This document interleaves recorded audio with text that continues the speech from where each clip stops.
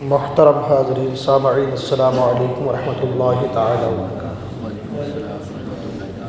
درود پاک پڑھیں۔ اللہم صلی علی سیدنا مولانا محمد معدن الجود والکرم، منبع العلم والحلم والحکم، والہ الکرام وابنہ الکریم، بارک وسلم صلو علیہ صلاۃ وسلام علیک یا رسول اللہ صلی اللہ تعالی علیہ وسلم۔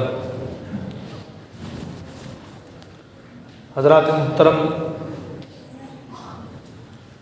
نماز کا چھٹا فرض یعنی قاعدہ اخیرہ کے حوالے سے اس تعلق سے گفتگو چل رہی تھی۔ مسئلہ یہ ہے کہ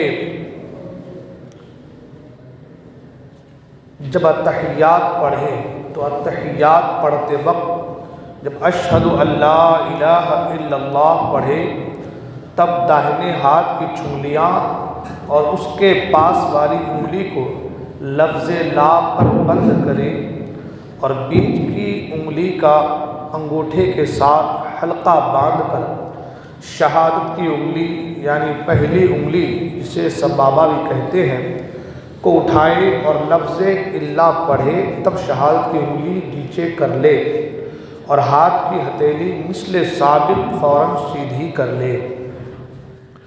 جب ہم اتحیات پڑھتے ہیں تو اشہد ان لا الہ، جب اشہد ان لا پڑھیں تو اس وقت شہادت کی انگلی ہے اس کو اٹھانی پڑتی ہے، تو جو اس کے شہادت کے بعد والی انگلی ہے اس انگلی کو انگوٹھے کے ساتھ ملا کر کے اور اس کے بعد والی دو انگلی جو ہے اس کو بالکل تھوڑا سا موڑ کر کے بھینڈ کر کے شہادت کی انگلی اوپر اٹھائیں گے۔ جب الا تک پہنچیں گے تو الا پڑھتے ہی اس کو نیچے کر لیں گے۔ اتحیات میں مذکورہ طریقے پر شہادت کی انگلی اٹھانے کے حدیث میں بہت فضیلت وارد ہے۔ حدیثیں یہاں پہ اس لیے کوٹ کی گئی ہیں، بیان کی جا رہی ہیں تاکہ ہم لوگ حدیثوں کے مطابق زندگی گزارنے کی کوشش کریں، ورنہ حال یہ ہوتا ہے کہ بہت سے لوگ دیکھا گیا کہ حدیثوں کو سمجھتے نہیں اور پھر اپنی منمانی کرتے نظر آتے ہیں۔ انگلی اٹھانے کا ایک بار حکم ہے تو اب لوگ اس کو اب دیکھیں، اب بہت سے لوگ آپ کو ملیں گے نئے نئے فرقے نئے طریقے ایجاد کر رہے ہیں۔ ابھی تو حال یہ ہو گیا کہ جو چاہتا ہے وہ نیا طریقہ نیا فرقہ لے کر کے مارکیٹ میں آ رہا ہے۔ اب قوم مسلم کا حال یہ ہے کہ وہ کشمکش کا شکار ہے کہ کس کے طرف جائے، اس کے طرف جائے یا اس کے طرف جائے۔ وہ کہہ رہا ہے ہم صحیح ہیں، یہ کہہ رہے ہیں ہم صحیح ہیں، فلاں کہہ رہے ہیں ہم صحیح ہیں۔ تو ابھی جو تکلیف میں ہے وہ تو قوم مسلم ہے، عام مسلمان جسے کھائے وہ تکلیف میں ہے۔ ایک چیز خیال رکھیں، آقا کریم صلی اللہ علیہ وسلم نے بالکل اس کی وضاحت بھی فرما دی ہے کہ میں اور میرے صحابہ جس پر ہیں، جو اس راستے پر چلے گا وہ کامیاب رہے گا۔ اب صحابہ کرام کی زندگی کو صحیح طریقے سے سمجھنے کے لیے تابعین کی ائمہ اعظام کی زندگی ہے، اس لیے کہ رسول کی زندگی کو سمجھنے کے لیے صحابہ کی زندگی کو دیکھنا ہوگا، صحابہ کی زندگی کو دیکھنے کے لیے تابعین ائمہ مجتہدین کی زندگی کا مطالعہ کرنا ہوگا۔ یہ بات میں آپ اس لیے کہہ رہا ہوں کہ بہت سے لوگ نماز انگلی کو اٹھاتے بس پورا کھیل نماز وہی چلتا رہتا ہے، انگلی کی طرف ہی دھیان رہتا ہے پورا۔ یہ بڑا معاملہ ہے، لوگ پتہ نہیں کہاں سے سیکھ لیتے ہیں، سمجھ میں نہیں آتی بات۔ خیر، حدیث پاک میں حضرت عبداللہ بن عمر رضی اللہ تعالیٰ عنہ سے روایت ہے کہ رسول وقار صلی اللہ تعالی وسلم ارشاد فرماتے ہیں کہ انگلی سے اشارہ کرنا شیطان پر دھاردار ہتھیار سے زیادہ سخت ہے۔ انگلی سے اشارہ کرنا شیطان پر تیز ہتھیار سے زیادہ سخت ہے۔ حضرت عبداللہ بن عمر رضی اللہ عنہ سے روایت ہے، آقا کریم صلی اللہ تعالی علیہ وسلم نے ارشاد فرمایا، سرکار فرماتے ہیں کہ وہ شیطان کے دل میں خوف ڈالنے والا ہے، یعنی انگلی کا اٹھانا وہ شیطان کے دل میں خوف ڈالنے والا ہے۔ تو اب انگلی کا اٹھانا یہ شیطان پر دھاردار ہتھیار سے زیادہ سخت ہے اور شیطان کے دل میں خوف ڈالنے والا ہے۔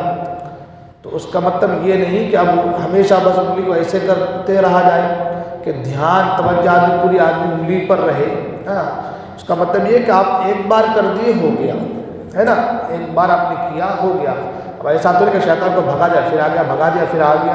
ہاں تو پتہ چلا کہ آدمی نماز میں شیطانی خالی بھگائے، دھیان نماز پہ کچھ بھی نہ رہے. نماز خشوع و خضوع کا نام ہے. نماز اللہ کی بارگاہ میں اس طریقے سے آنے کا نام ہے کہ دنیا انسان کے دل و دماغ سے نکل جائے. دنیا انسان کے دل و دماغ سے تب جا کر کے وہ انسان کامل نماز پڑھنے والا بنتا ہے. ہاں ورنہ نماز تو بہت سارے لوگ پڑھتے ہیں، آتے ہیں جاتے ہیں، لیکن قبول اسی کی ہوتی ہے جس کے اندر اخلاص پایا جاتا ہے. اس لیے نماز میں بالکل عاجزی کا مظاہرہ کرنا ہے. آپ سوچیں کہ آپ کس بارگاہ میں جا رہے ہیں، کس کی بارگاہ میں جا رہے ہیں، بہت بڑی بات ہے. اس لیے ان سب چیزوں سے اپنے آپ کو پاک کیجیے، بچائیے. مسئلہ یہ ہے کہ درود شریف، درود ابراہیم نے حضور اقدس صلی اللہ علیہ وسلم اور حضرت سیدنا ابراہیم علیہ السلام کے اسماء طیبہ کے ساتھ لفظ سیدنا کہنا افضل ہے. درود شریف جب درود ابراہیم پڑھتے ہیں، جب سرکار کا نام آتا ہے، حضرت ابراہیم علیہ السلام کا نام آتا ہے تو سیدنا ابراہیم ہے نا، تو سیدنا کا لگانا یہ افضل ہے. فرض نماز میں قاعدہ اخیرہ کے علاوہ درود شریف نہیں پڑھا جائے گا. فرض نمازوں میں جو ہم دوسرے رکعت میں قاعدہ اولیٰ میں بیٹھتے ہیں تب جو ہے درود شریف نہیں پڑھا جائے گا، صرف التحیات پڑھ کر جو ہے آپ کو کھڑے ہو جانا ہے.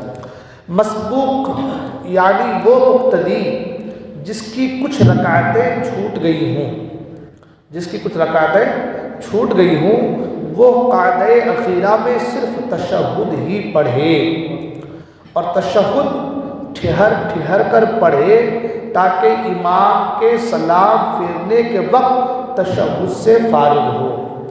یعنی جس کی کچھ رکعتیں چھوٹ گئی ہیں، اب وہ امام کے سلام پھیرنے کے بعد کھڑا ہوگا اور اپنی چھوٹی ہوئی رکعتوں کو پورا کرے گا. تو اب وہ کیونکہ امام کے ساتھ تشہد میں قاعدہ میں بیٹھا ہے، اور ظاہر سی بات ہے کہ جب قاعدہ اخیرہ ہے تو امام تشہد میں قاعدہ اخیرہ میں تحیات پڑھے گا، درود ابراہیمی پڑھے گا، دعائے معصورہ پڑھے گا. اور جو مسبوق ہے جس کی کچھ رکعتیں چھوٹ گئی ہیں ان کو صرف التحیات پڑھنا ہے. تو اب وہ التحیات اگر جلدی جلدی میں پڑھے تو پھر پتہ چلا کہ اس کے بعد امام درود شریف پڑھ رہا ہے، درود ابراہیم پڑھ رہا ہے، تو یہ آدمی خاموش بیٹھا ہے. تو اس کے لیے بہتر یہ فرمایا گیا کہ وہ التحیات کو آہستہ آہستہ پڑھے، ٹھہر ٹھہر کر پڑھے، تاکہ امام کے سلام پھیرنے تک وہ تشہد سے فارغ ہو. اور اگر سلام سے پہلے تشہد مطلب پوری ہو چکی ہوئی اس کی، تو کلمہ شہادت کی تکرار کرے.